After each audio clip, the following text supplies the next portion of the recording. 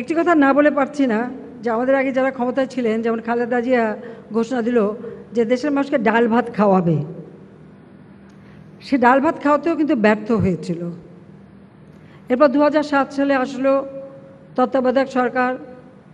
আপনাদের মনে আছে, ফখরুদ্দিন সাহেব প্রধান উপদেষ্টা, ইয়াজুদ্দিন সাহেব রাষ্ট্রপতি, সেনাপ্রধান মঈনুদ্দিন, মেজর জেনারেল মঈনুদ্দিন আবার ঘোষণা দিলেন আলু খাওয়ার জন্য। আলুর হাজার পদের আলুর নানা রকমের মানে তৈরি করা হলো এবং তার আবার প্রদর্শনী হলো বেশ উন্নত হোটেলে, যে মানুষ ভাত পাচ্ছে না তাতে কি আছে, আলু খাবে। তো কেউ আমাদের ডাল ভাত খাওয়াতে চাইলো, কেউ আমাদের আলু খাওয়াতে চাইলো। মাছে ভাতে বাঙালি আমরা। তা আমার মাছে ভাতে বাঙালি, মাছ ভাত পেলেই তো যথেষ্ট। সেটাই তো আমরা চাই, বলেন ঠিক কি না? সেটাই তো আমাদের লক্ষ্য। কাজে আমরা সেদিকেই দৃষ্টি দিয়েছি। এখন অন্তত বলতে পারি মাছ ভাতের অভাবটা নাই, ডাল ভাতেরও অভাব নাই। তবে মানুষের চাহিদা এখন মাংস, আরও বড় বড় মাছ, সব কিছু খাবে। তো এখন দেখি জিনিসের দাম নিয়ে চিন্তিত। পেঁয়াজের দাম বাড়লো কেন?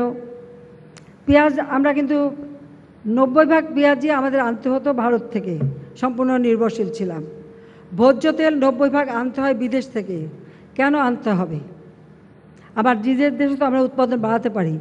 তবে এবার সুখবর হলো যে আমরা প্রচুর আমাদের গবেষণার মধ্য দিয়ে এই যে শস্যের উন্নত জাত নিয়ে আসা হয়েছে। আজকে আমাদের শস্য উৎপাদন ভালো হচ্ছে, সর্ষের তেল হচ্ছে যেটা হার্টের জন্য সবথেকে নিরাপদ।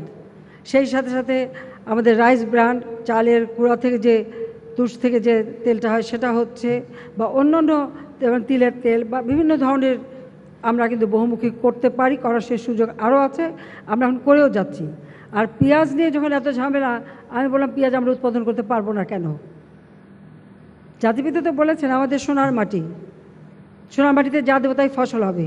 এবং আপনারা আজকে দেখেন আমাদের পেঁয়াজ উৎপাদনে এখন বোধহয় প্রায় 40% আমরা নিজেরাই উৎপাদন করতে পারি। কাজে এবং এটার উপর গবেষণাও চলছে।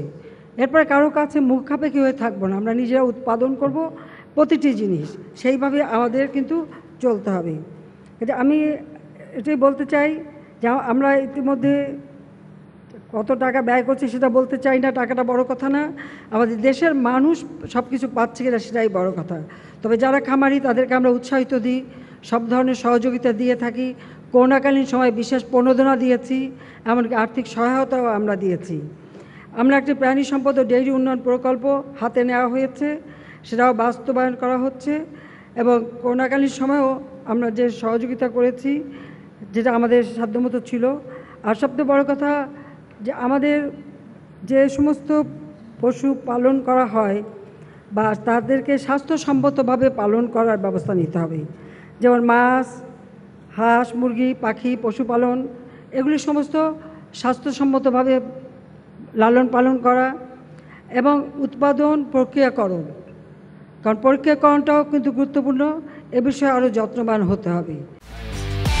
একমাত্র ওয়ালটন এসি দিচ্ছে 1 বছরের রিপ্লেসমেন্ট গ্যারান্টি এবং কম্প্রেসারের 10 বছরের গ্যারান্টি।